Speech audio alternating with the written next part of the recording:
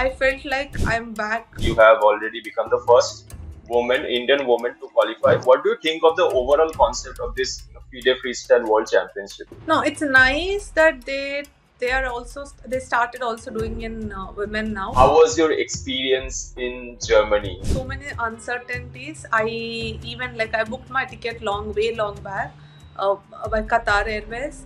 I wasn't sure if I would be reaching or what's the situation. There was also a clip, going viral on social media. It was done by Just Best India, like you offering handshake to Uzbek Grandmaster Yakuboyev Abdusattorov.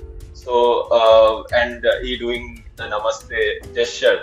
So, I think you did it instinctively, right? I was surprised to see these videos and people blaming him for it because I felt really bad. Especially before the game, he came and said I can't do handshake. I said it's completely fine. I understand. Hello everyone, welcome to TY Sports. This is Jyotirmay Haldar, and today I am joined by Grandmaster Harika Dronawali. Harika recently won the Grenke Open tournament. She finished first in the women's section, and in doing so, she has qualified for the FIDE Freestyle World Chess Championship next year. So she has become the first Indian to do so, to get into the FIDE Freestyle Chess Tournament. Also, she is one of the 4 female grandmasters that we have here in India. So let's start with how was your experience in Germany in the recent Grenke Freestyle Open? This was your first freestyle tournament. So you also beat like Super GM in the Arvinder Liang, and then you drew with Levon Aronian. Yes. So how do these results, carry the significance for you? No, definitely. Especially since COVID, I didn't play, I would say, not too many open tournaments. And I couldn't play many of the extremely high rated players. It's been a while, so it's a good reminder for myself too, and it's a good confidence booster. I could do fine with them, and definitely for me, I always try to play from the childhood, like more open tournaments. It felt like I'm back to what I always used to do, just that during COVID and after that I had a baby, so somehow I couldn't play too many open tournaments. So this kind of took me back to my old times, and I felt good to do well with really strong players in the world right now. And I also saw your social media post where you mentioned that you had good enough memories in Germany. So could you please share some of them? Like how was it overall, off the board as well?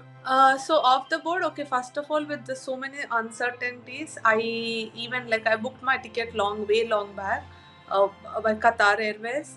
I wasn't sure if I would be reaching or what's the situation because the flights were canceling on and off. And then I preponed my ticket. I went one day before just so that in case if something goes wrong, I would have enough time to somehow reach Germany.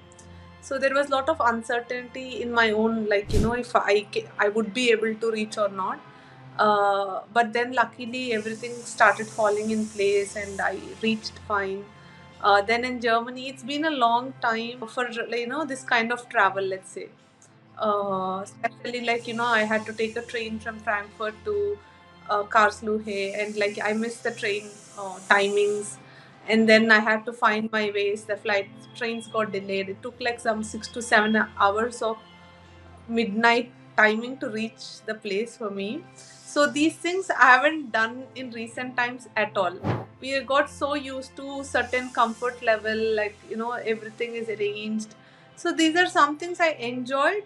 It felt like I this is where I've done many times like this before, but we just lost touch of it. I kind of got used to very smooth traveling. So there were certain things I really enjoyed. It didn't. I wouldn't say.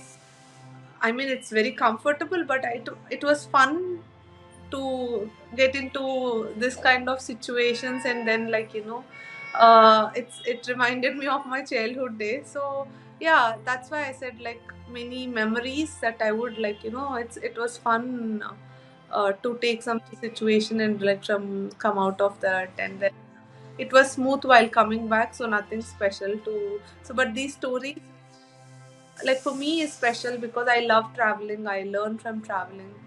So yeah, and also this place I enjoyed, like there is this one tournament where it's not like rated, it's you're playing 2 rounds a day.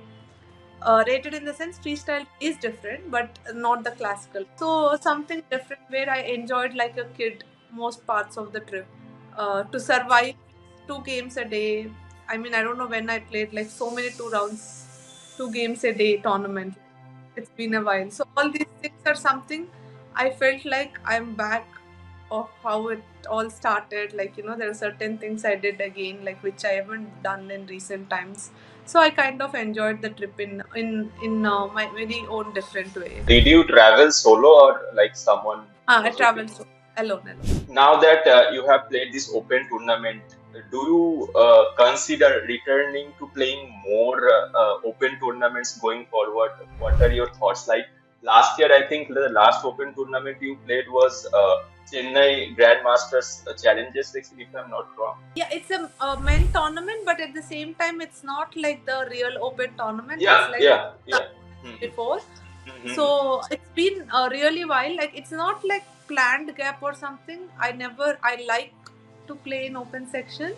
It wasn't planned. It just happened somehow due to circumstances, situations. Like it just changed. Maybe the preferences changed after becoming mother.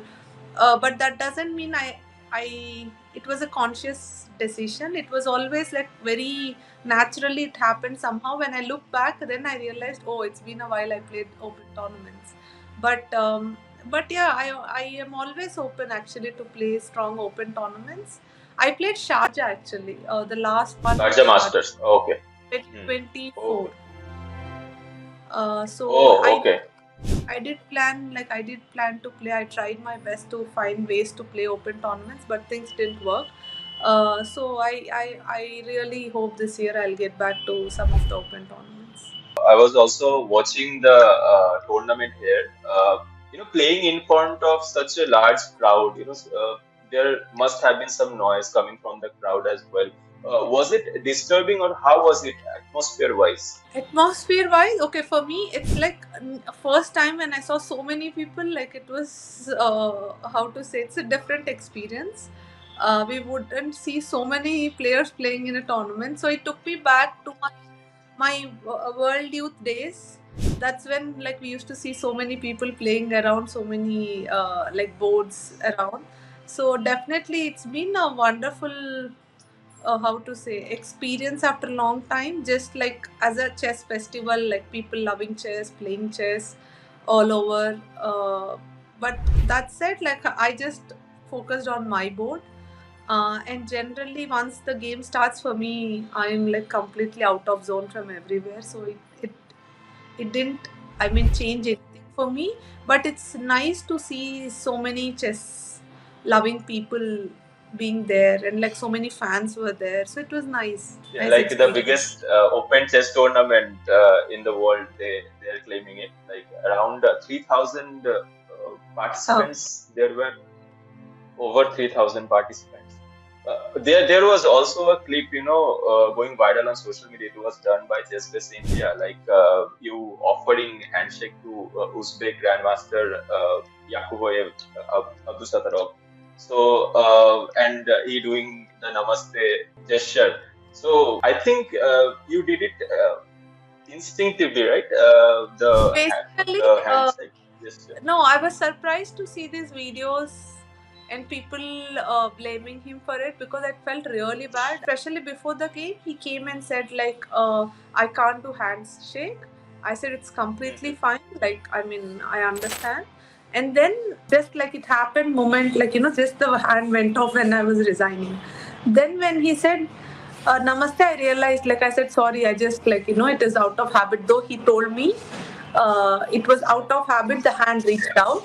And unfortunately, that is the one board which was having this camera on us, and like that somehow went viral in a different way, which I never would want any person to be blamed for something which he didn't do.